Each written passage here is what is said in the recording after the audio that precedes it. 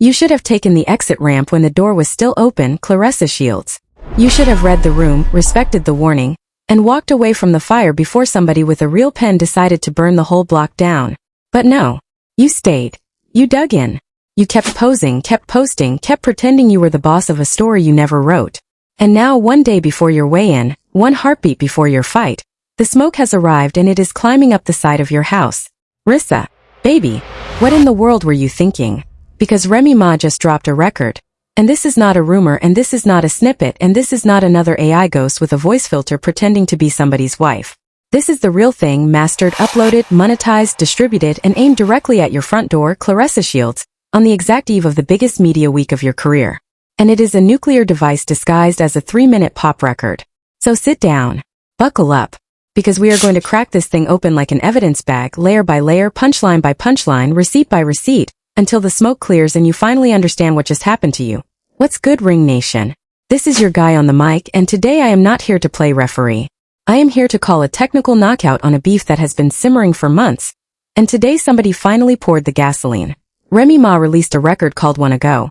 And I am telling you right now with my whole chest that this is the bestest record a woman in hip-hop has dropped in a decade. I called this. I said it on my last live. I said it in the community tab. I said Fight Week was going to be the trigger, and here we are. And a quick heads up before we go any further, because the comments section always wants to argue about intent. Everything I am about to say is my interpretation of the record. My read. My analysis. My verdict. If you disagree, you know where the reply box is. Say something interesting when you get there. Now let me lay the ground rules, because I know somebody in the chat is already typing that this is AI, that Remy did not really say this, that hackers are running wild with vocal clones. I understand the skepticism. We have been fooled before. I have covered fake diss tracks on this channel and told you they were fake. But this one is authentic. Wanna Go is live on Apple Music. Wanna Go is live on Spotify. Wanna Go is up on the official Remy Ma channel, produced by a name brand hitmaker, released today, timestamped, tagged, and traceable. There is a paper trail. And if that is not enough for you, sit tight, because the strategy behind the release is going to convince you all by itself. Because the strategy is diabolical. And I mean diabolical in the highest form of respect. Let's start with the beat. Remy did not just pick some random 808 loop off a beat market. She rapped over an interpolation of Knuck If You Buck. Yes, that Knuck If You Buck. Crime Mob. The Southern anthem. The one that has been running block parties and step shows for 2 decades. And here is where the story goes from clever to surgical, because just last week, Princess from Crime Mob went public and said Claressa Shields blocked her on social media after she reached out about walking Claressa Shields out to that exact record at her upcoming fight. That story ran on every blog, every gossip channel, every hip-hop news feed. So Princess wanted to walk Claressa Shields out to Knuck If You Buck. Claressa Shields declined the offer and blocked the messenger. And now, 7 days later, Remy Ma resurfaces on the exact same instrumental. That is not a coincidence, Ring Nation. That is a chess move played by somebody who reads the news and studies the timeline. That is a woman who watched Claressa Shields sweat away a legend and thought to herself, if you didn't want the original, wait until you hear my version. And there it is. Now stack another log on the fire. That same Crime Mob beat, 10 years ago, was flipped into a viral hit called Juju on that beat by 2 young artists out of Detroit, Michigan. That is 1 hour outside of Flint, where Claressa Shields grew up. And if you listen to that flip, one of the hook lines actually says, "You ugly, you your daddy's son." Now hold that phrase in your hand for a minute, because Claressa Shields is a woman whose father's name gets whispered on the internet every single day, and whose fashion, mannerisms, and public persona have been the subject of endless masculinity discourse. So Remy Ma picks the beat that connects to Princess. Then that same beat leads directly back to a Detroit record that essentially previews the exact insults that are already trending about Claressa Shields. And that beat lives in the same zip code as the town Claressa Shields calls home. This is not lyrical. This is architectural. This is a woman with a war map. And she is telling you exactly where she is going to strike before she even opens her mouth. Now let's talk about the cover art, because Remy Ma leaves nothing to accident. On the cover, she is standing tall, hair laid, dressed like a Fortune 500 CEO, holding not 1 but 2 leashes. And on the other end of those leashes are 2 dogs. 2 of them.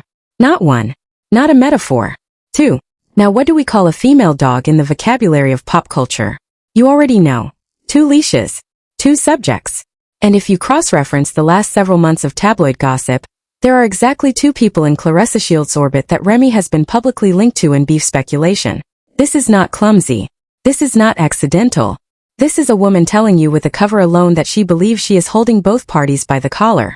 Loving it. Absolutely loving it. Because that is real hip-hop storytelling. That is what the culture used to look like when pen game meant something. Now let's not act like this is the first shot Remy Ma has fired. This is the 4th record in a run, and every single one of them has had subliminal fingerprints on Claressa Shields, on Papoose, on somebody. The You Effin' Line remix with French Montana and Max B was the opening bell. That record had lines that had the whole internet rewinding the same 8 bars. Then she put out another. Then another.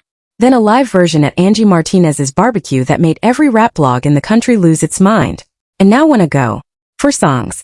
4 for 4. This is not a slump. This is a full-blown renaissance. And the timing of it makes it borderline unfair to everybody standing in her way. Because here is the receipt that turns this whole thing into a masterclass. Yesterday it broke that Papoose filed a cease and desist against Remy Ma, complaining about the earlier record.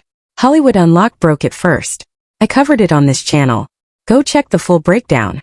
But what nobody noticed until we zoomed in on the document is the date. Papoose filed that cease and desist a week after the original song dropped. That was weeks before the Angie Martinez barbecue where Remy Ma even said his name out loud. So let's be very clear about what that means, Ring Nation. Papoose was so shaken by a record that did not directly say his name that he ran to a lawyer inside of 7 days. That is not a man with a clear conscience. That is a man reading a diagnosis he already knew was accurate. That is a man who heard a line about hand-me-down shirts with somebody else's logo on them and said, "That's me." Nobody makes you say it's me if you know it isn't. Am I lying? So now roll the timeline forward. Papoose panics in April. Remy Ma keeps rapping through the summer. Every record cooks a little hotter than the last. And Claressa Shields, who has publicly said that unless a rapper names her directly it does not count as a diss, keeps sliding around the ring pretending none of this applies. Well, Ring Nation, the hits keep coming, and now they are landing on the ropes. Because Wanna Go is not a subliminal record. It is a portrait. Let's break down the bars. And listen, I cannot play the audio on this platform because copyright on this channel is stricter than a hall monitor at final exams. But I transcribed the whole verse for you, and if you want to support the deep dives, the link to the channel membership is under this video. Every dollar goes right back into the research. Remy Ma opens the record with a flurry of designer references and thrift store insults, saying that while some people shop for real sales, other people shop at the Real Real. Now, for the non-shoppers, the Real Real is a resale platform. It is where you go to buy second-hand luxury. So the very first bar of the record is Remy Ma looking her subject in the eye and saying, "My luxury is new, yours is used, and everybody can tell." Then she doubles down. She says her clothes are runway, her subjects are retail. Her clothes are brand new, her subjects are resale. Screenshot my pictures hoping you can find them cheaper somewhere. That is not just a fashion punchline. That is a diagnosis of a mindset. That is the argument that you can spend money and still be broke, that spending is not style, that new tags do not equal new class. And every woman in that comments section who has ever watched a coworker try to copy her outfit felt that bar in her spine. But that was just the warm-up. The hook of Wanna Go is where Remy Ma turns the record into cultural fentanyl. Hand me down, everything you got is a hand-me-down. My clothes, my shoes, my wigs, all of them are hand-me-downs. Now stop and think about what is being said. Because on the surface it sounds like a shopping punchline. But if you know the wider narrative, if you know the tabloid ecosystem, if you know that Remy Ma was married to Papoose and Papoose is now publicly entangled with Claressa Shields, then the metaphor becomes something else entirely. Hand-me-down is not just about clothes. It is about people. It is about relationships. It is about the argument that the trophy this woman thinks she just won is actually last season's inventory with somebody else's name still stitched into the collar. That is a bar so layered it deserves a college syllabus. And that is why Papoose ran to the lawyer. Because you cannot sue somebody for calling a shirt a hand-me-down. But everybody in the barbershop, in the beauty salon, in the group chat, and in the comment section knows exactly what she meant. Then comes the twist. Remy Ma takes the record home with a chant. And this is where the whole thing goes nuclear. Because she chants a word over and over in a cartoon voice in a mocking sing-song so catchy that TikTok is going to loop it into oblivion. The word sounds like clearance. Clearance rack. Discount bin. Bargain basement. That is layer 1. That is the fashion callback. But listen closer because Remy Ma is a chess player, and chess players never move one piece at a time. The word is also a name. A name that has been floating around the boxing internet for months as a nickname for Claressa Shields.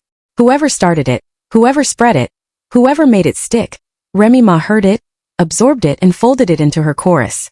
Clearance the rack. Clearance the person. 2 meanings, 1 syllable, 1 melody, And now that melody is going to be stuck in every listener's head for the next 4 weeks. That is what wordplay looks like when it is done at the highest level. That is a woman who studied the terrain before she launched the missile. Now, I have to say something about the technical execution because a lot of rappers can write. Fewer can write and perform. Remy Ma does both. Her cadence on this record shifts 3 times inside the first verse. She rides the beat. She flips the flow. She switches from bar mode to melody mode without losing the point. And that is the difference between a lyricist and a hobbyist. Because when Claressa Shields raps, and I have really listened, every flow sounds the same. Every bar lands in the same pocket. Every line is delivered like a school essay read aloud. There is no melody. There is no cadence variation. There is no strategy.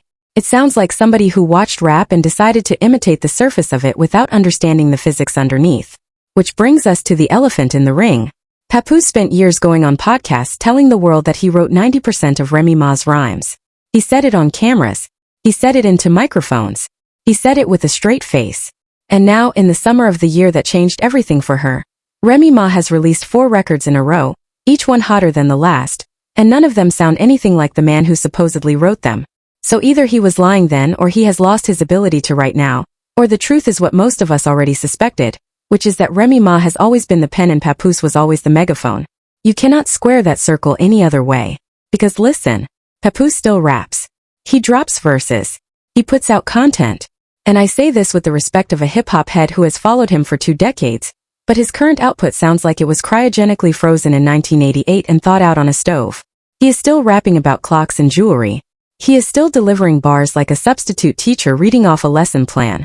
Meanwhile, his ex-wife is standing on a beat from a viral Southern anthem, flipping cadences 3 times a bar, dropping cover art with hidden metaphors, and burying her opposition in a wordplay chorus that TikTok is already turning into a dance.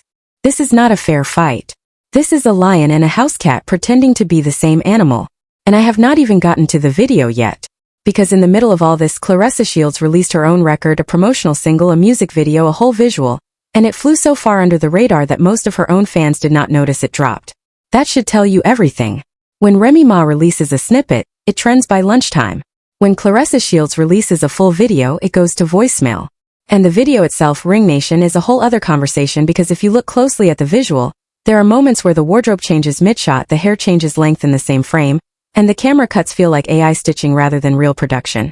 I ran it back 3 times to make sure my eyes were not lying. They were not. Somebody let this woman put out a music video with AI seams still showing. And nobody around her had the honesty to say, sis, pull this back. That is the tragedy of Claressa Shields. Not the bars. Not the fashion. Not the beef. The tragedy is the yes crew. The tragedy is the enabler infrastructure. The tragedy is that every time she picks up a microphone, or a paintbrush or a stove or a camera, the people around her clap instead of coach. And because the applause never stops, the growth never starts. She has been told she can rap. She has been told she can sing. She has been told she can style. She has been told she can act. And the whole world has watched her fail publicly at each attempt, while her circle keeps clapping like she just won a Grammy. That is not love. That is sabotage with a smile. And now, on the eve of a fight, on the eve of the biggest media week of her career, the bill for all that flattery has come due. And Remy Ma is the woman collecting the payment. Because let me lay out the ledger. Remy Ma has a Lifetime movie. Remy Ma has Fat Joe. Remy Ma has Angie Martinez. Remy Ma is showing up at Rick Ross shows, at DaBaby shows, at 50 Cent Studio. Cardi B is public about the respect. A$AP Rocky is public about the respect. Rihanna moves in the same rooms. French Montana and Max B are on her records. The industry is not just tolerating this run. It is amplifying it. Meanwhile, where is the equivalent movement on the other side of the aisle? Where is Papooses Lifetime movie? Where is Claressa Shields' magazine cover? Her Spike Lee sit down? Her verse feature on somebody's major album? The scoreboard is not just tilted. It is upside down. And here is the piece nobody is saying out loud, Ring Nation, so I am going to say it. Claressa Shields is fighting K. Scott this weekend. K. Scott is a good fighter. K. Scott is a real professional. But K. Scott is not a power puncher. K. Scott is not the kind of opponent who is going to walk her into a wall and end the story in 3 rounds. And that is not an accident. Because a champion with distraction levels this high, with a diss record trending during her weigh-in, with her boyfriend cease-and-desist plastered on every gossip blog, with her father's name being turned into a cartoon champ by strangers on TikTok, that champion needs a matchup she can control. And K. Scott is that matchup. Which is fine. That is smart business. But do not walk into the ring pretending you are the greatest of all time, and then handpick a schedule that says otherwise. Pick a lane. Now back to the record. Because Remy Ma is not done.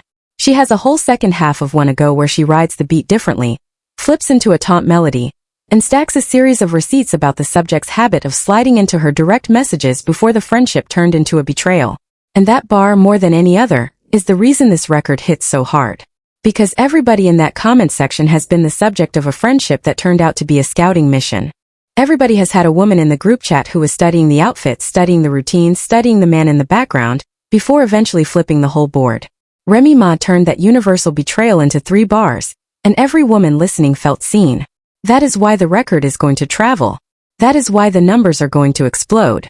That is why the algorithm is going to shove Wanna Go into every playlist, every For You page, every recommended sidebar on this platform and every other. The record is not just a diss. It is a mirror. And a lot of women are looking into it right now and nodding. Which brings me to the closer. Because Remy Ma ends the record the same way great chess players end a match. She takes the punchline and she loops it. She takes the loop and she chants it. She takes the chant and she leaves it stuck in your head. That is peak in architecture. That is what songwriters do when they understand that the last 20 seconds of a record decide whether the listener presses play again. And Ring Nation, I have played Wanna Go 5 times back to back. I did not want to. My body just did it. That is the sign of a hit. That is the sign of a record that has already won before the promotional cycle even starts. So where does that leave Claressa Shields? It leaves her at a crossroads with no good options. She cannot out-rap Remy Ma. Nobody in her current circle can out-rap Remy Ma. She cannot out-brand her because the industry has already picked a side. She cannot go the physical intimidation route without triggering real consequences, because she is a licensed athlete with a career to protect and a fight card to honor. She cannot go silent, because silence in the internet era reads as surrender. And she cannot answer, because every attempt to answer only elevates the offense. Every option ends in a loss. And that is what a checkmate looks like. That is what happens when somebody with a real pen decides to make you a subject. You should have taken the exit ramp, Claressa Shields. You should have accepted the walkout offer from Princess. You should have kept your fashion feuds off the internet. You should have listened when Remy Ma warned you months ago that the man you were chasing came with baggage nobody was going to help you carry. You didn't. You dug in. You posed. You posted. You pretended the smoke was somebody else's fire.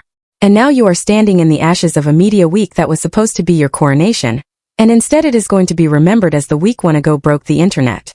I want to hear from the Ring Nation on this one. Tell me in the comments.